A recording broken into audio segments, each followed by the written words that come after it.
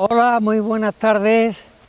Un año más con ustedes en nuestro programa de entrevistas hoy.com de Lora Televisión. Ni que decir tiene que les deseamos toda clase de parabienes para este año nuevo que hemos comenzado, 2021, aunque lo tenemos realmente un poco complicado desde el punto de vista sanitario y económico por la pandemia, pero les invito a todos ustedes a que tengamos mucha fe y mucha esperanza y mucho optimismo en que más pronto que tarde vamos a salir de esta las condiciones necesarias para volver a la normalidad. Bueno, pues como ven ustedes, estamos en el campo de fútbol Nuestra Señora de Setefillas de Lora del Río. Hace un día luminoso, extraordinario, un poquito frío, pero la verdad es que es muy agradable en medio de las restricciones pandémicas que estamos viviendo, pues está aquí al aire libre, disfrutando de este sol tan rico. Bueno, pues vamos a empezar nuestro programa de entrevistas con un tema deportivo, o sea que vamos a empezar el año deportivamente. Y nuestro invitado de hoy es un paisano nuestro que tiene en su mochila profesional, bueno, pues un currículo bastante amplio, como después veremos. Tiene un currículo profesional no solamente local, nacional, sino también internacional, como después a lo largo de la entrevista tendremos oportunidad de ver. Bueno, pues se trata de Manuel Jesús Crespo García. Manuel, buenas tardes. Buenas tardes, Federico. En esta situación en la que estamos es obligatorio preguntarse por la salud. Todo bien, tranquilo en casa y todo bien. Estupendo. Bueno, como Manuel tiene un currículo bastante profesional, bastante extenso, me van a permitir que coja la hojilla para que lo más rápidamente posible pues pueda decirle los aspectos más interesantes. Manuel es maestro, ha estudiado magisterio, especialista en educación física, también es técnico deportivo superior en fútbol, entrenador nacional y director deportivo desde el año 2015. Tiene una experiencia bastante amplia de 19 años con jugadores de todas las categorías y de todos los niveles.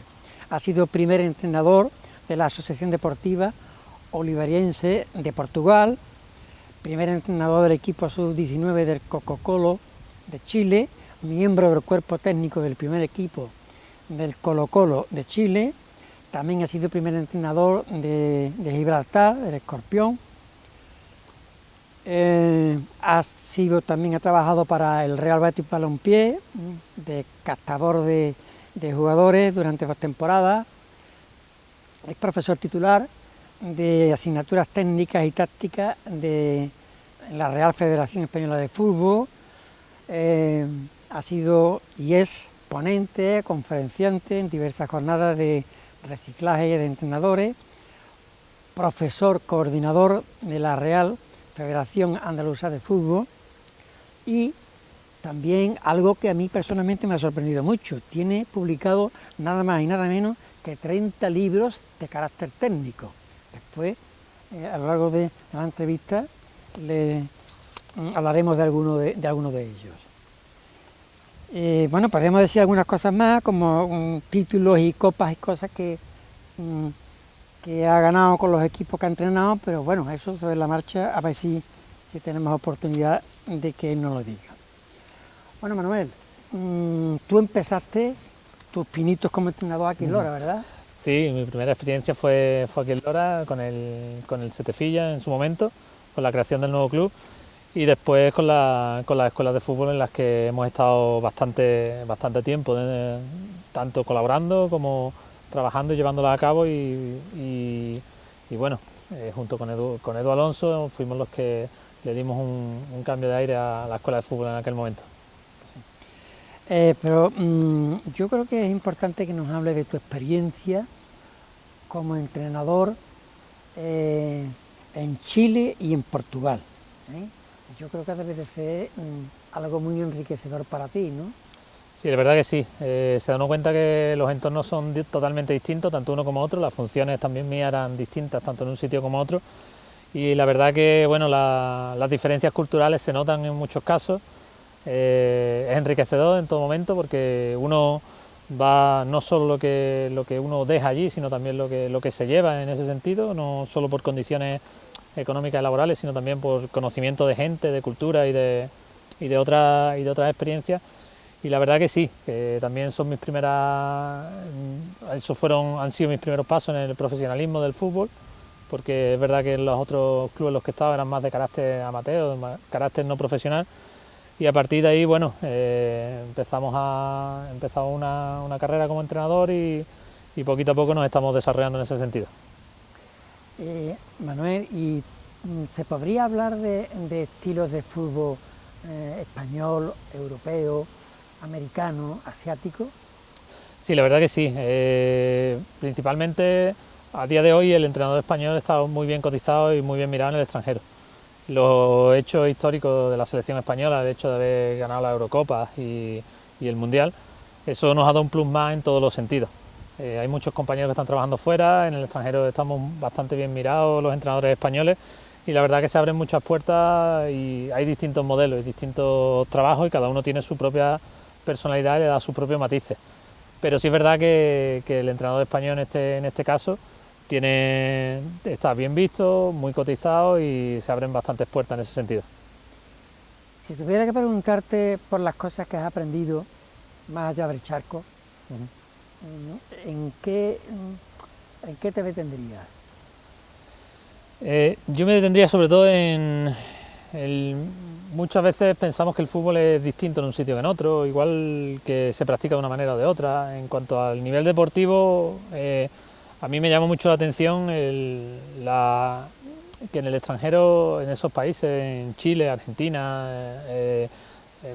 Bolivia, Ecuador, son países en los que los jugadores tienen un plus más en el sentido de que aquí en España cualquier chico que esté en un equipo en juveniles está estudiando una carrera aparte. Allí en aquel aspecto son totalmente no profesionales porque están intentando profesionalizar las ligas de los más jóvenes en ese sentido, pero sí tienen por decirlo de alguna manera, todos los huevos puestos en la misma cesta. Igual el jugador se está jugando la vida en cualquier acción, tiene una capacidad de aprendizaje mucho mayor que el jugador europeo porque está mucho más abierto a que le entreguen y a recibir y a formarse, porque ven que es la salida a su modo de vida y al sueño europeo de muchos de poder venirse a Europa a hacer su carrera. Y la verdad que eso es lo que más me llamó la atención, ese carácter competitivo que tienen, ese interés por aprender, ese interés por ganar y ese interés por ser algo más en la vida. Te he preguntado por lo que tú has aprendido, pero tú tienes ya después hablaremos de tus libros, pero en principio lo que te iba a preguntar es por tu aportación. Es decir, tú como entrenador, cuando entrenas aquí en España, o en Portugal, o en Chile, ¿qué sería lo genuino tuyo? O sea, ¿cuáles son las estrategias que tus metodologías de trabajo, tus recursos metodológicos, realmente cuál es lo novedoso o las aportaciones que tú vas haciendo por los sitios donde vas entrenando equipos? Principalmente el objetivo cuando uno entra a trabajar en cualquier club es intentar que los jugadores sean lo más profesionales posible. Esa es una de las carencias que tienen muchos clubes y muchos chicos, porque muchos piensan que jugar al fútbol es el rato de entrenar y el rato del partido, y tiene una vida que hay que llevar, una vida con carácter deportivo, que es una vida de deportista profesional y no de futbolista profesional. Entonces, bueno, lo que intentamos es que los jugadores adquieran una serie de rutinas para que esas rutinas les beneficien en su desarrollo, en niveles de aprendizaje y después en su rendimiento para que alcancen los máximos picos de rendimiento en todo momento. Es verdad que que dentro de mi cuerpo técnico, la gente que trabaja conmigo, hacemos bastante hincapié en cómo aprende el futbolista, que es algo que no todo el mundo conoce y no todo el mundo sabe. No se aprende las cosas, por decir algo de alguna manera, las rutinas no ayudan a que el aprendizaje se produzca. Al futbolista hay que sorprenderlo, al futbolista hay que emocionarlo, y al futbolista hay que conseguir que de alguna manera saque ese potencial que nos ha hecho fijarnos en ello. Principalmente nos basamos en estudios científicos y en estudios de los propios jugadores, en los que intentamos sacarle el máximo rendimiento al talento que tengan, a lo que nos ha hecho fijarnos en ellos, lo que lo hace diferente, y darles funciones acorde a sus posibilidades y acorde a cómo son ellos realmente y cuál es el talento que ellos tienen y que pueden sacarle rendimiento. Pedirle a un jugador que no tiene unas características defensivas, que esté constantemente defendiendo, no le sacaríamos el máximo rendimiento, y el objetivo de los clubes y de los equipos es conseguir resultados y conseguir rendimiento. Con lo cual lo que hacemos es un estudio individual del jugador, en lo que pueda aportar al equipo, y a partir de eso desarrollar esquemas, sistemas de juego que nos hagan y que nos ayuden a sacarle rendimiento de manera individual, aportando desde lo individual al juego colectivo, y que podamos conseguir los objetivos. Los jugadores nacen o se hacen. Quiero decir, ¿hasta qué punto se puede enseñar a un jugador a ser un buen jugador? Yo soy de los que piensan que todos los jugadores, por el hecho de ser jugadores, ya llegan a un nivel profesional y tener un mínimo de condiciones, ya tienen un talento.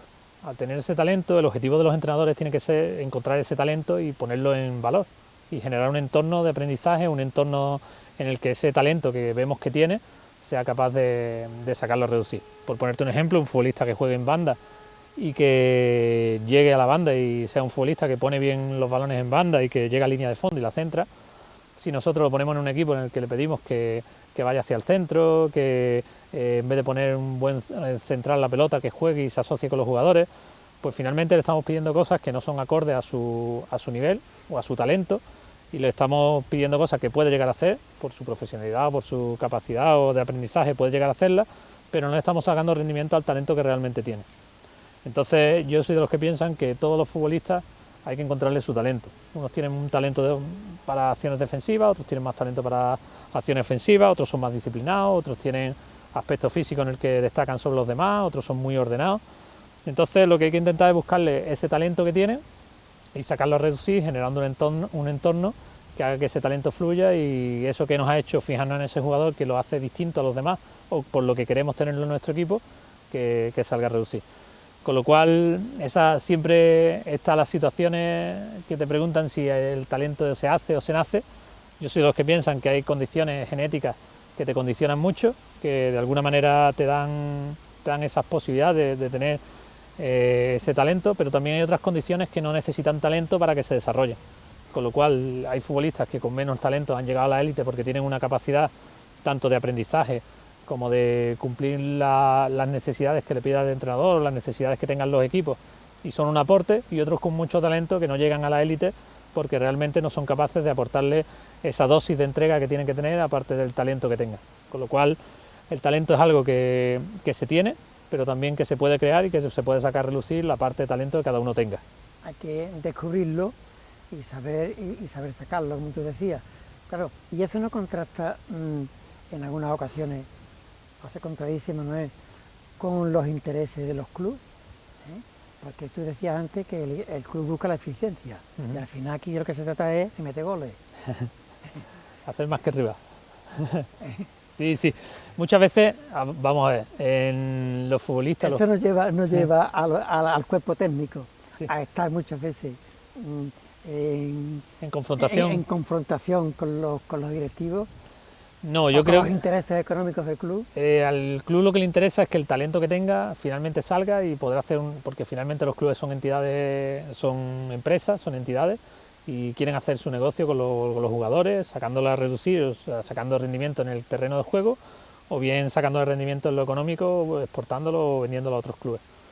Entonces al final los clubes y los dirigentes se sienten a gusto con eso, porque el talento que tengan los jugadores, tú haces que ese talento fluya y le saques rendimiento.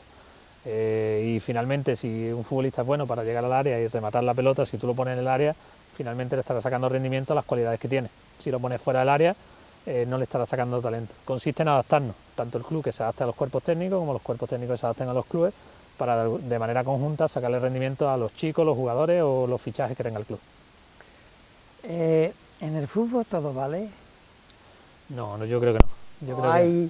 ¿O sigue habiendo unas normas éticas impulsadas por los equipos técnicos y por las directivas? Debe de haber unas normas, porque finalmente se nos olvida que el fútbol es un deporte y tiene una parte romántica en ese sentido. Cuando todos empiezan como una práctica deportiva, como un hobby, y a partir de eso ese hobby se va profesionalizando y van entendiendo los jugadores que le pueden sacar un rendimiento mayor a lo que a ellos más les gusta, y no hay nada mejor que dedicarte a lo que más te gusta hacer, con lo cual en ese sentido se aporta mucho más.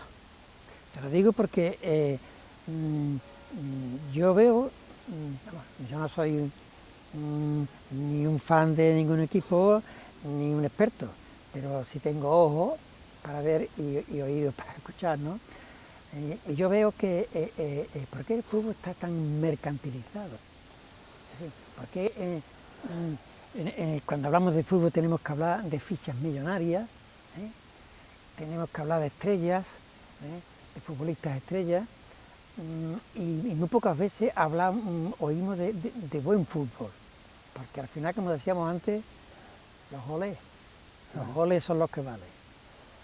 Mira, eso es algo que normalmente llama mucho la atención en el fútbol, el tema de las condiciones económicas, de los sueldos de los jugadores, y principalmente hay un movimiento de dinero que como empresa los clubes que generan, que los mismos futbolistas como imagen generan, y eso hace que de alguna manera se deshumanice el fútbol o el juego en algunos momentos.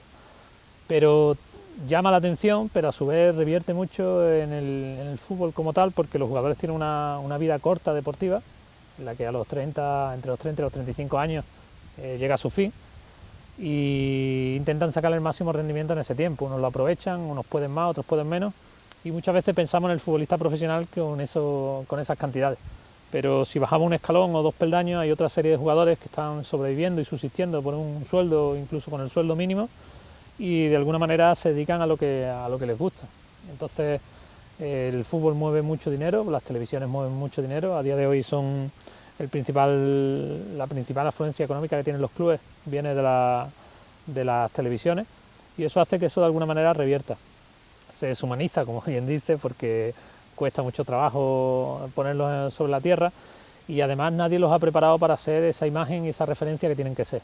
Los jugadores tienen que ser una referencia para los chicos que están empezando, son referentes sociales, por mucho que nosotros no queramos, porque están todo el día en la televisión, porque están todo el día en los medios, y eso hace que si ellos los hacemos más personas desde pequeñitos, conseguiremos buenos referentes y buenas personas al final que nos ayudarán a las labores sociales que realmente necesita, que el fútbol es un medio muy socializador, y hay que aprovechar el fútbol para usarlo como un medio transversal para que de alguna manera puedan resurgir esos valores que son valores deportivos finalmente. Entonces todo no vale en el fútbol, yo pienso que hay que tener unas normas y una ética profesional y no aprovecharse de circunstancias extradeportivas para sacar rendimiento, y a partir de eso generaremos mejores futbolistas y mejores personas al final.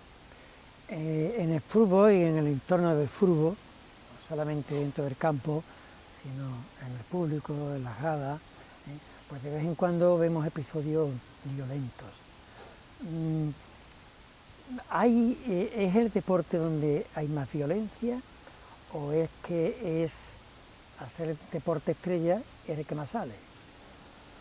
Yo creo que la exposición, como hemos hablado antes, de los jugadores, o la misma exposición del fútbol en los medios, hace que realmente tengamos esa sensación en muchos aspectos. Dentro del campo no considero que sea un deporte agresivo, pero si fuera del campo sí se despiertan muchas inquietudes y muchas pasiones, que al final se ven desbordadas y no se entiende el fútbol como un deporte como tal. Es parte también de la afición, del tema de los padres. Nadie ha preparado a un padre para que sea padre de un futbolista, de un joven futbolista, de ese talento que hemos hablado antes que pueden tener, para que lo saque a relucir y para que lo cuide y sepa cuál es el camino que tiene que tomar. Y nadie nos ha educado para ser espectadores de un partido de fútbol, o cómo tenemos que reaccionar ante una situación violenta que se da con nuestro hijo en el campo. Entonces ahí yo considero que sí hay lagunas. Es como para ser padre, nadie nos educa para ser padre, empezamos reproduciendo las acciones que hacen nuestros padres, pues exactamente igual, nadie nos educa para ser padres de jóvenes deportistas, jóvenes talentos o incluso futuros deportistas. Y tampoco nos educan para ser un aficionado. Pero bueno, poquito a poco se están viendo programas como la Federación Andaluza de Escuela de Padres, se ven una serie de referencias en las que se intenta de alguna manera educar y que generemos entornos educativos en la práctica deportiva, y eso yo creo que poquito a poco se está viendo reflejado en que hay una mayor cultura deportiva en el fútbol, que los futbolistas empiezan a ser deportistas profesionales y no solo futbolistas profesionales. Tú has habido un tiempo en que has estado aquí al frente de la Escuela Deportiva de Lora, ¿no? Sí. Y has trabajado has tenido oportunidad de trabajar con chavales de todas las edades. Las canteras, ¿por qué no se cuidan más las canteras? Porque yo lo que veo es que, primero, muchos equipos tienen jugadores que la mayoría son de fuera. Bueno, que esto quizás el País Vasco es el que cultiva un poquito más sus canteras y no tienen que comprar tantos jugadores, ¿no? Pero es muy frecuente ver equipos que prácticamente no pertenecen ni han vivido nunca en la provincia de donde dice que son, ¿no? ¿Por qué se prioriza la eficacia y el estrellato por encima de invertir en las canteras? Porque los proyectos, como hemos dicho antes, los clubes son empresas y los proyectos suelen querer rendimiento a corto plazo. El rendimiento a corto plazo no te lo hace una inversión en la cantera, en el fútbol joven, en los que vienen de abajo, porque ese rendimiento no sabemos quién lo va a ver finalmente. Incluso los propios entrenadores o los propios dirigentes de los clubes saben que bueno, hay que mantener la cantera, que van llegando jugadores y que muchos van a vivir del trabajo de otros dirigentes anteriores, pero no se hace esa inversión porque a corto plazo no se le ve el rendimiento y los procesos no se acaban respetando. Pasan muchos entrenadores, pasan muchos dirigentes, se cambian los modelos de aprendizaje, se cambian los modelos formativos en este caso, y eso hace que el futbolista se someta a distintas situaciones que bueno, que si las superan acaban siendo grandes futbolistas y acaban llegando a la élite o acaban siendo futbolistas profesionales, pero no cuesta trabajo que esos procesos que son a largo plazo, una empresa quiera invertir en algo que no le va a ver la luz o no va a ver el rendimiento cuando ha hecho una inversión a priori en adquirir el club, en hacerse con los servicios de jugadores y muchas veces más factible y más rápido, pues fichar a un jugador de otro sitio porque el rendimiento va a ser más a corto plazo. Tú has trabajado durante un par de años de lo que le llaman ojeador, ¿no? Sí. Ojeador de chavales para captarlos en este caso para el Betis, ¿no? Yo en esto he oído opiniones distintas. Una cosa es lo que hacen el Sevilla, el Betis y todos, de captar los mejores chavales de los pueblos y demás, pero hay otros que piensan que sacar a un niño tan chico de su entorno, quizá desde el punto de vista educativo no es lo más aconsejable. ¿Tú qué opinas del tema? Yo pienso algo parecido. Yo pienso que a los chicos, mientras se estén desarrollando y estén evolucionando dentro de sus clubes y a nivel competitivo estén en una competición aceptable y a nivel formativo tengan un entrenador que de alguna manera le aporte a los chicos, alguien que se haya formado, alguien que esté pendiente de su aprendizaje y que le aporte ese aprendizaje, yo pienso que es mejor no sacarlos de ese entorno. Pero no por incomodidad ni por el general, sacarlo de la zona de confort, simplemente porque hay muchas cosas que se pierden como niños. Y después hay muchas frustraciones que vienen después, sabiendo quién llega y quién no llega, sabiendo que en una cantera llega uno de cada 1000 de los que pasan por cualquier club, acaban siendo futbolistas profesionales. Entonces, bajo esas miras, yo soy de los que les recomiendo a los padres, cuando hablas con ellos, que bueno, salvo que esas situaciones no se den, o no seas capaz de que el chico esté a gusto en su club, o que se vea estancado y que no se desarrolle, mientras siga desarrollándose, puede en cualquier momento dar ese salto. Es verdad que los clubes profesionales tienen esa inquietud y tienen esa necesidad de llevar a los jugadores.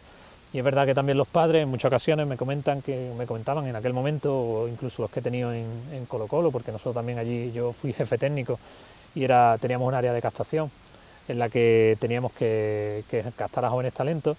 los padres también en muchas ocasiones no quieren que su hijo, cuando sean mayores, les recriminen que tuvieron esa oportunidad y no la aprovecharon.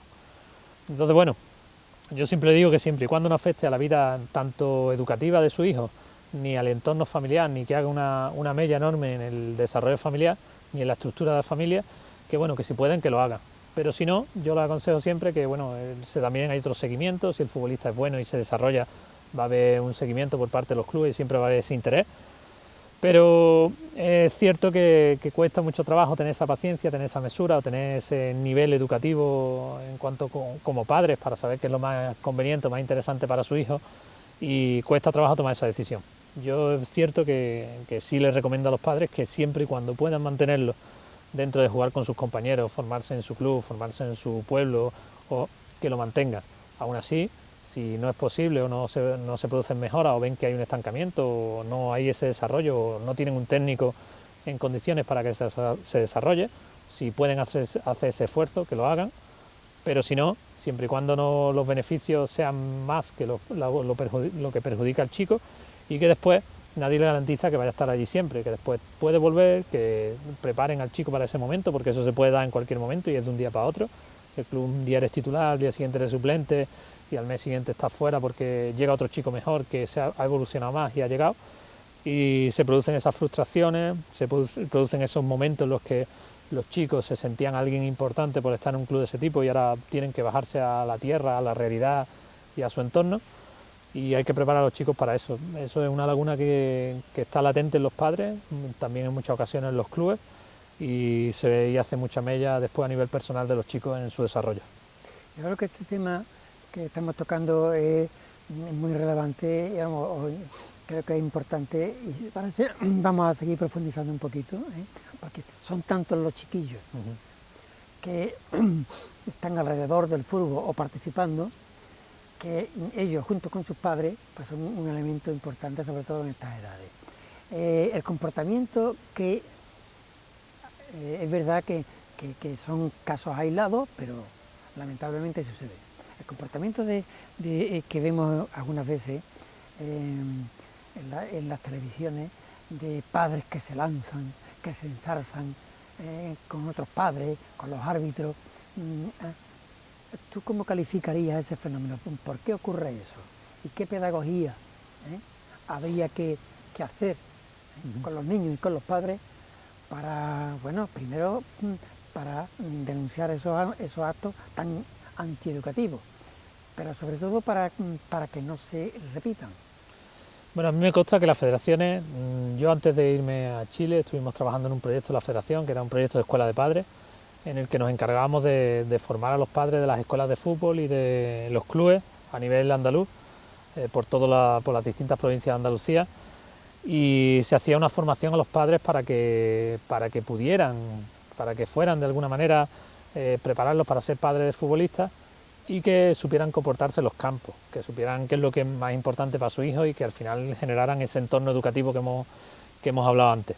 En el fútbol pasa porque ha habido una costumbre, un hábito de que era un sitio para soltar tensiones, para aliviar, para desfogarse, y se daban esas situaciones complejas en las que los padres iban al terreno de juego o a los campos a ver a sus hijos afogarse en ese sentido, y pagaban muchas veces sus inquietudes y sus frustraciones con los árbitros en la mayor parte de los casos, incluso con los rivales.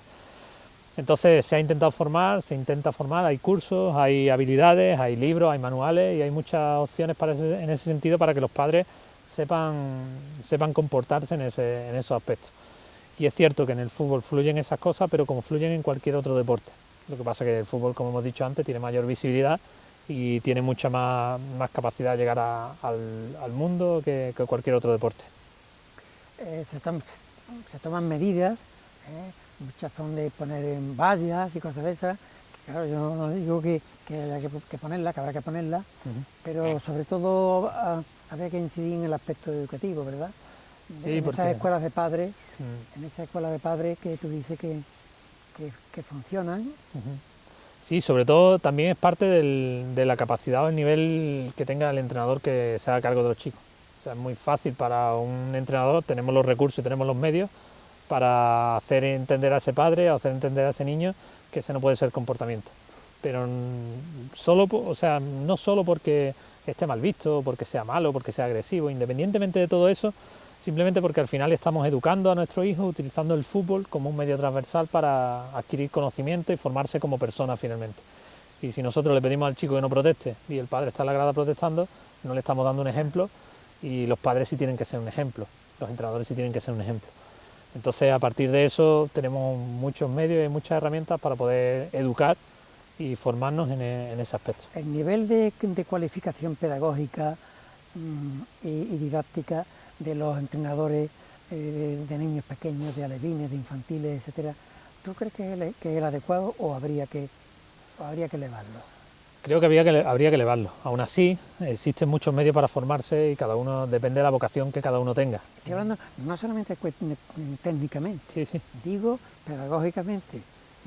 Sí, porque finalmente hay que saber cómo aprende el jugador, qué se enseña, ¿Qué valores son hay que potenciar? son los importantes o los que se pueden potenciar usando el fútbol como vehículo.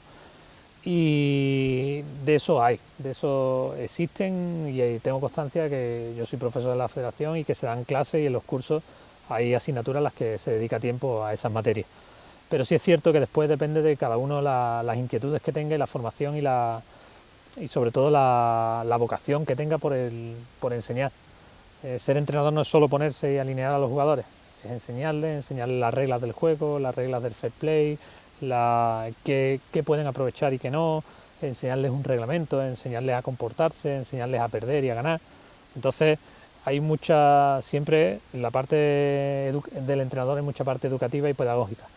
A partir de eso hay que subirla y depende de la vocación que tenga cada uno. Todos hemos tenido buenos profesores, malos profesores, profesores no tan buenos y profesores que nos han marcado, porque nos han ayudado y nos han hecho crecer, no solo a nivel académico, sí a nivel personal, y ahí es donde la vocación es muy importante para la profesión de entrenador.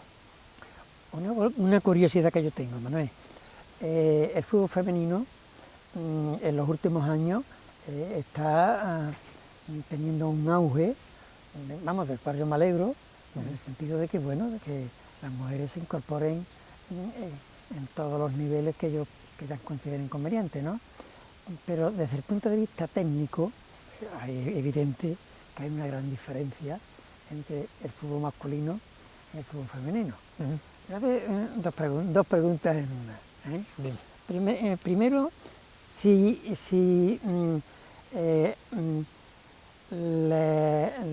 ¿cómo lo explicaría yo sin que yo moleste a nadie? Si el nivel físico de las mujeres puede llegar a igualar el nivel físico del hombre. Y segundo, si tú en el horizonte ves que puedan darse los equipos mixtos. Generalizar no es, en cuanto a mujeres y hombres, yo lo considero que no está bien, y además tampoco es viable. Hay una clara diferencia de biotipo y genéticamente estamos condicionados en ese aspecto. Pero estamos condicionados para cosas por encima de otros, en cuanto a hombres y mujeres, pero en cuanto a biotipos, igual que hay hombres que son de talla más baja, otros más grandes, otros de talla más ancha. Entonces, finalmente, hay una serie de condicionantes genéticos que nos marcan y que hacen la diferencia en el fútbol masculino y en el fútbol femenino. Es cierto que hay una necesidad por el fútbol femenino a día de hoy, es un campo que se está abriendo a nivel profesional, tanto para las mujeres que lo practican como para los entrenadores y entrenadoras que se dedican a eso, y está muy, muy condicionado porque además los clubes están obligados en muchos sentidos y en muchas competiciones a tener los equipos y tenerlos en unas categorías para poder competir a nivel internacional incluso. Entonces, es complicado que se puedan igualar y que puedan participar, pero también te digo que sí es cierto que en el momento que exista la posibilidad y que se dé ese caso, habría que ver hasta qué punto en cuanto a las competiciones se pueden sostener atendiendo a esos mixtos, que es de lo que estamos hablando. Sería algo que poco a poco nos vamos a ir encontrando en el momento que surjan esas situaciones, pero a día de hoy no se dan, pero solo por la evolución, por el aprendizaje, por la inversión y por el nivel de profesionalización que tiene. Los jugadores tienen mucho más fácil dedicarse deportivamente al fútbol y profesionalmente al fútbol, mientras que las chicas lo tienen mucho más complicado profesional, porque a día de hoy los convenios colectivos son mucho menores, las inyecciones económicas son mucho menores, la repercusión social y mediática es mucho menor, con lo cual no tienen esa posibilidad y el desarrollo está siendo mucho más lento. Pero yo considero que a día de hoy eso se está igualando cada vez más y que esas situaciones se van a ir viendo poquito a poco. ¿Y los equipos mixtos serán posibles algún día o no es una cosa ahora mismo que sea prioritaria ni sea esencial dentro del deporte de fútbol? La idea de competir y la alta competición es que compitan en igualdad de condiciones y que compitan atendiendo a sus capacidades, a las capacidades que tenga uno y otro. Existen las Olimpiadas de Paralímpicos y existen las Olimpiadas como tal, como todo el mundo conoce. Y considero que igual los equipos deben de competir en igualdad de condiciones. Hacer que un equipo compita contra un equipo de chicas no quiere decir que el equipo de chicas sea inferior, pero las condiciones de las que parten, a nivel formativo, a nivel federativo, a nivel de inversión, pues son totalmente distintas. Se podría dar en un futuro, en momentos puntuales y en casos puntuales, porque el nivel que están adquiriendo a día de hoy las chicas y los clubes en la inversión en el fútbol femenino está siendo mucho mayor. Y yo creo que igual que tenemos hasta los 12 años, están jugando mixto los niños y las niñas, y no es necesario, y ya hay equipos femeninos a partir de esa edad. Yo creo que se hace para que la competición sea lo más sana, lo más educativa y que realmente puedan competir en igualdad de condiciones, atendiendo a las capacidades y a la diferenciación de biotipo y genética que tiene cada uno. Manuel, leyendo tu currículum me he sorprendido de que tengas nada más y nada menos que publicados 30 libros.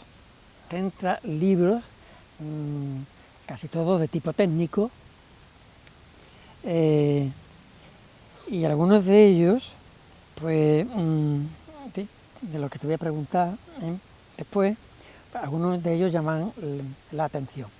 Lo primero que quería preguntar, esta faceta de escritor tuyo, yo me he sorprendido, pero me imagino que muchos de los que nos están escuchando también se van a sorprender.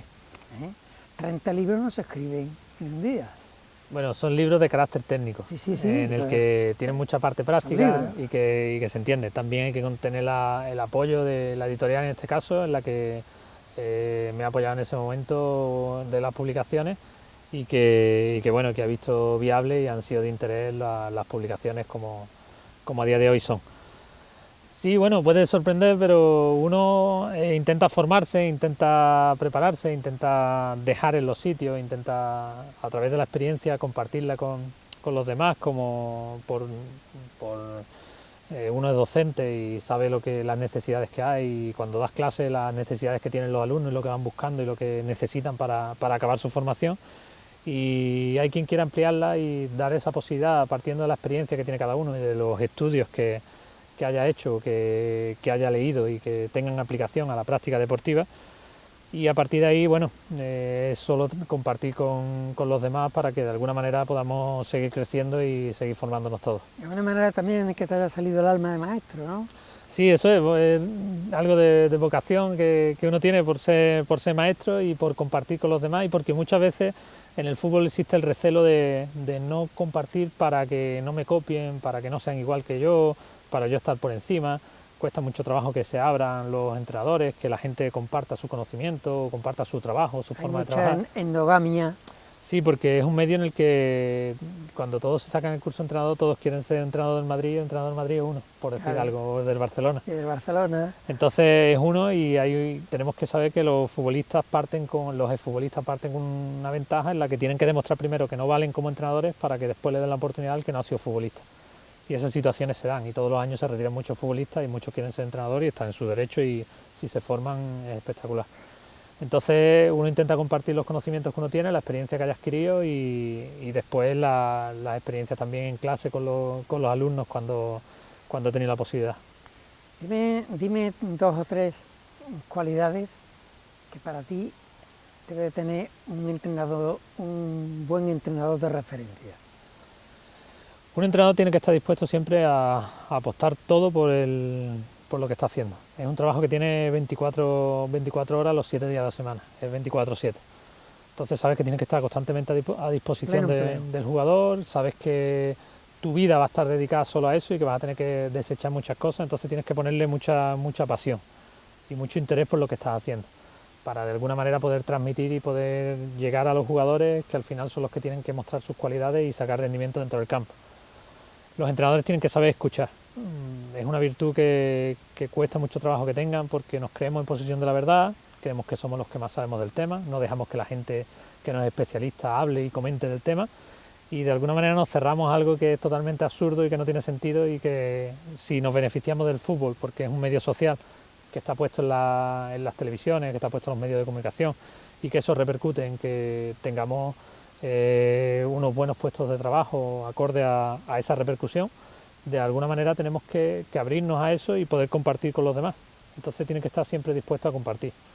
Hemos dicho la pasión, la dedicación, y estar siempre dispuestos a compartir y aprender de nuestros jugadores y de las situaciones que se dan, para poder transmitir y poder de alguna manera conseguir los objetivos planteados. Yo tengo aquí 2 de esos 30 libros que hemos dicho que ha escrito Manuel. A ver, Juan, si puede. Uno es fútbol, el juego de posesión, conceptos y 101 tareas para su entrenamiento.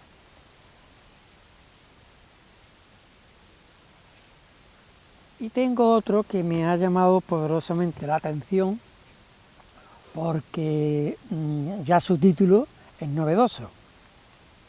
Se llama Neurociencia aplicada al fútbol.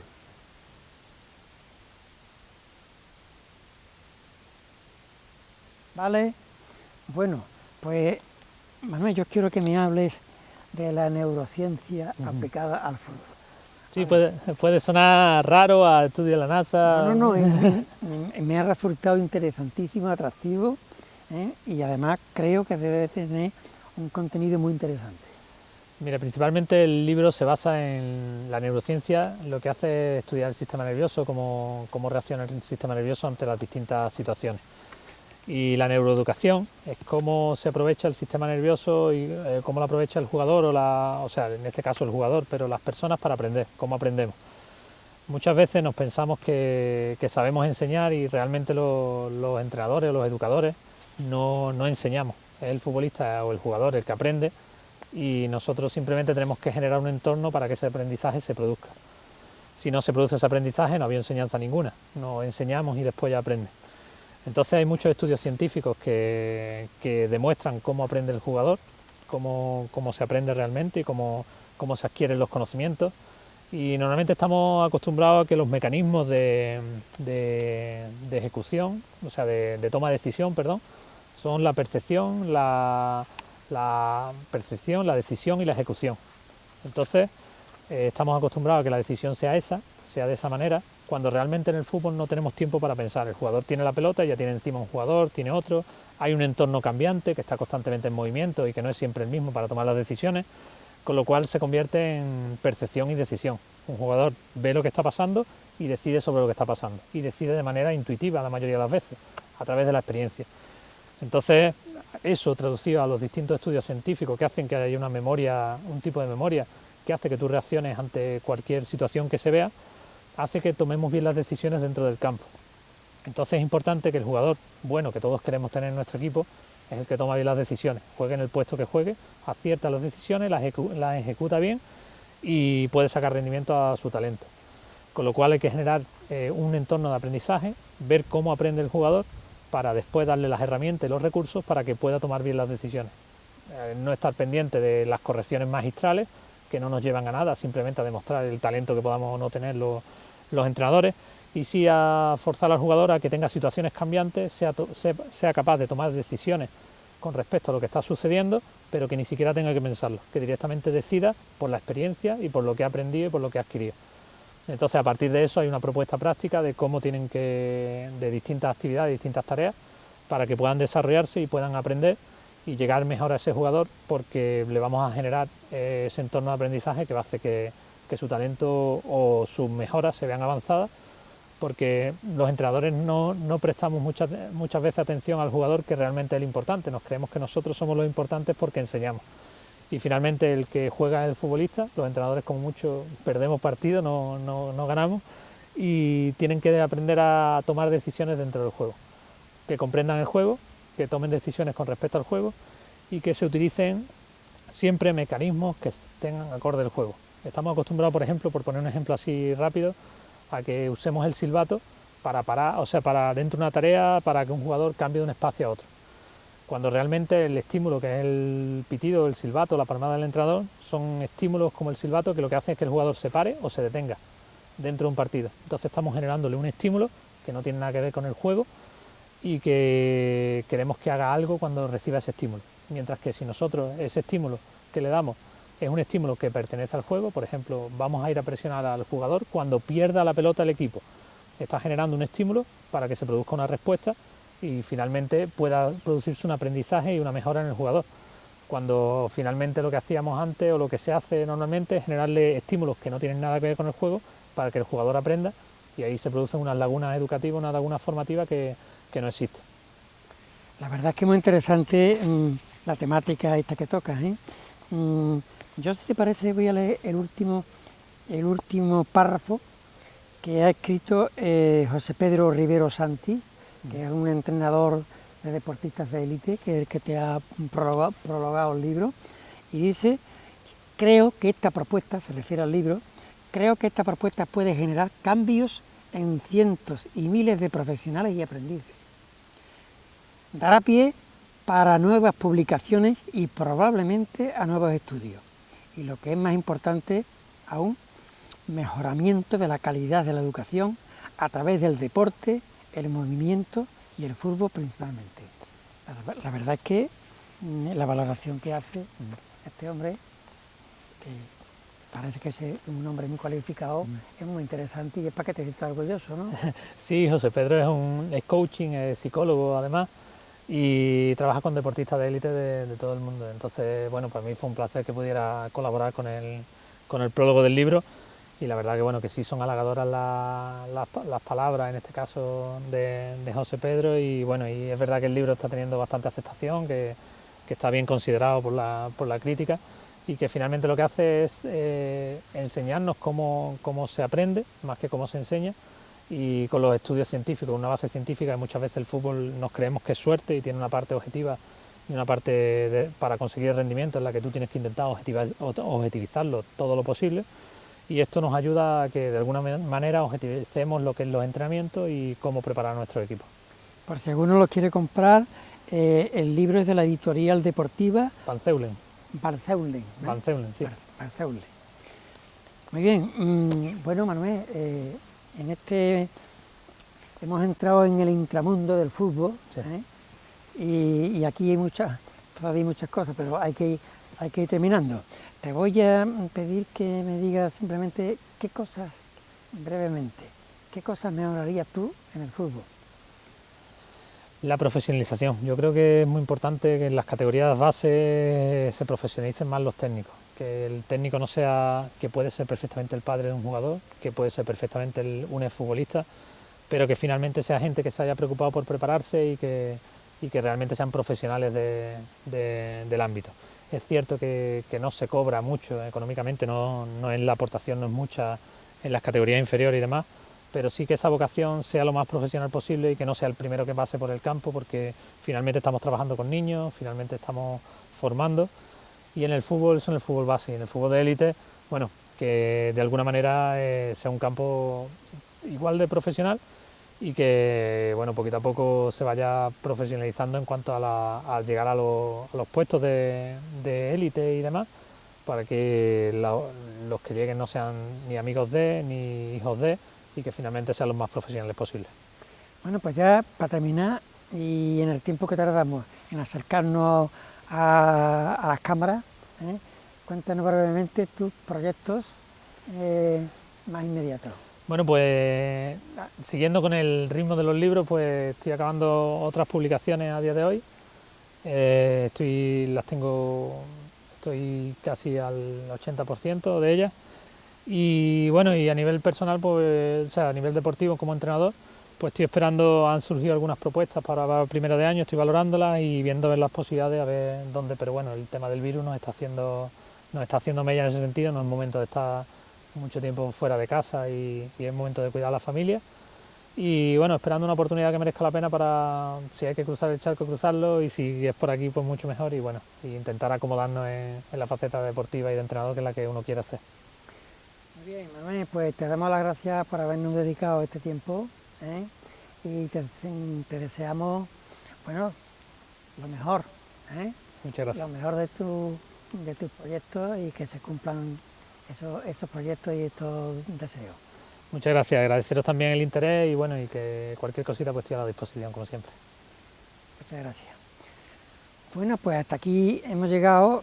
Habrán visto ustedes que hemos tratado de hablar de fútbol en toda su amplitud, buscando también los entresijos, pero sobre todo la parte educativa, la parte pedagógica, en los valores, sin necesidad de tener que hablar de Messi, de Maradona o de Cristiano Ronaldo, que también se puede hablar del fútbol, sin tener que estar hablando siempre de los mismos ni de lo mismo.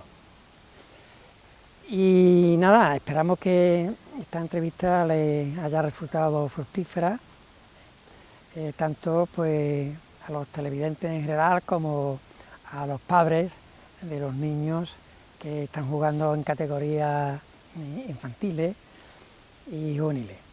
Hasta nuestro próximo programa, muy buenas tardes.